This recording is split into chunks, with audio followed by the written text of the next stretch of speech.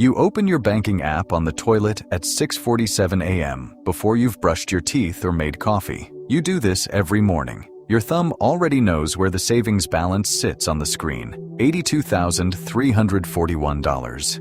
You exhale because the number is still there. Nothing happened overnight. Then a notification slides down from the top, a $11.99 charge for a music subscription, auto-renewed. Your stomach drops, the kind of drop you've never been able to explain to anyone because you know how it sounds. You have $82,000 saved and your body just reacted to $12 like it was an emergency. You swipe the notification away, then sit there for another 9 seconds staring at the balance, recalculating something you already calculated last night before bed. This isn't really about budgeting or discipline. It's something that got wired into you a long time ago, and it runs every morning whether you want it to or not. Chapter 1. The Morning Audit. Math in the shower. 11.99 times 12 is 143.88 a year, or 0.17% of your savings. You knew that before you did the math, but your nervous system doesn't process percentages. It processes threat.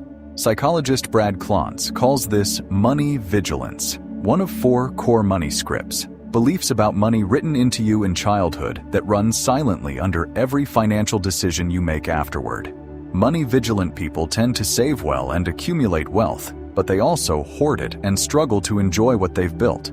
The script that helped you save $82,000 is the same one that won't let you keep a $12 subscription without a cortisol spike. The data backs this up in an uncomfortable way. Roughly 77% of Americans say they don't feel financially secure, and that includes people with 6 figures in savings. The feeling has almost nothing to do with the number. Chapter 2. The reflex you didn't choose. Grab your keys, and on the drive to work you pass a gas station where the price has gone up 11 cents. You feel it in your jaw, that same tightening, even though you filled up 2 days ago and this doesn't affect you. The reflex fires anyway. Research in the Journal of Consumer Psychology found that people who experienced financial scarcity as children can have their brains wired to process spending as physical danger. The same circuits that fire when someone steps into traffic. It doesn't matter that you now have $82,000 in a savings account earning roughly 4 to 5% APY. The alarm system was built before the savings existed, and it never got the update. At work next to a coworker in a leased SUV that costs $627 a month. He has maybe $4,000 saved. He bought a $7 latte on the way in without blinking, and at lunch he'll order without checking the prices first and tip 25% on instinct. You'll open your banking app twice before noon and feel a small wave of guilt over the granola bar you bought from the vending machine because you forgot to pack lunch. He's spending money he doesn't have and feels fine. You're protecting money you do have and feel terrible in the same parking lot. If you described both situations to a financial advisor, they'd worry more about him. Describe them to a therapist, and they'd worry more about you. Chapter 3. The $12 hole. Lunch break, you open the subscription page and hover over cancel. You've done this 4 times in the past 6 months and never gone through with it. But the ritual matters. It's how you prove to some invisible auditor that you're paying attention and not turning into the kind of person who lets money leak away. The research on that leak anxiety is telling. The average American household manages roughly 8 active subscriptions and spends about $273 a month on them, and most households underestimate their recurring charges by $86 to $133 a month. 47% of consumers canceled at least one subscription in 2026, and the main driver wasn't poverty. It was the feeling of losing control. You're not losing control. You're sitting on more cash than the median American saves in a lifetime. The median US savings balance is around $8,000, and you have 10 times that. Your body is just running software from a time when $12 was the difference between eating and not eating. Any of this sounds familiar, subscribing to this channel helps. Not for the number, just because this is the kind of thing nobody talks about at dinner. Chapter 4. What the savings actually cost you. This is where the cost compounds. You skipped the dentist for 14 months, not because you couldn't afford it, but because $180 for a cleaning felt like a leak. When the tooth finally cracked, the root canal cost $2,200.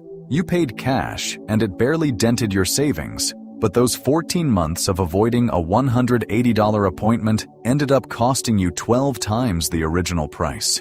You also drove on tires past their tread life for 5 extra months.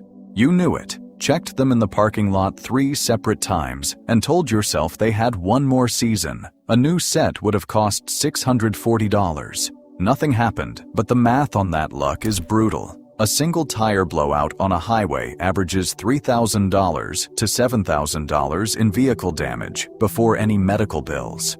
$12 a month budgeting app you canceled last year. It had been tracking your tax withholding and flagged that you were overpaying by roughly $1,600 annually. You saw the 11.99 charge hit your account, felt that familiar tightening, and canceled it within 4 minutes. You saved $144 a year and lost $1,600 in the same move. Your savings account went up by $144, but your actual net position dropped by $1,456. The relief you felt in that moment was real, even though the loss it caused was invisible, and that's the part that should worry you. Nobody calculates this side of the ledger, the compound cost of not spending. Your savings number keeps growing while everything underneath it quietly falls apart. Chapter 5. The bandwidth you can't get back.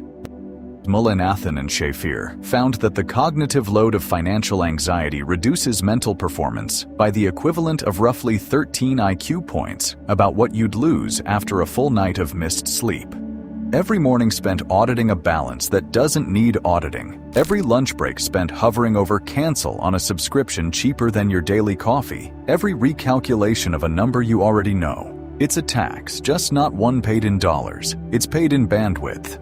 Bandwidth has a price you'll never see on a bank statement. It shows up as the salary negotiation you didn't prepare for because your head was running background math on whether you could afford new windshield wipers, or the side project you never started because a $47 grocery bill, $6 higher than last week, ate your mental energy, or the investment research you never did because you were too busy watching a savings balance that's already fine by any objective measure. You spent 40 minutes last Tuesday comparing 2 brands of paper towels to save $1.30, time you could have used to set up an automatic monthly transfer into an index fund that historically averages 7 to 10% annually. One of those decisions changes your life in 10 years.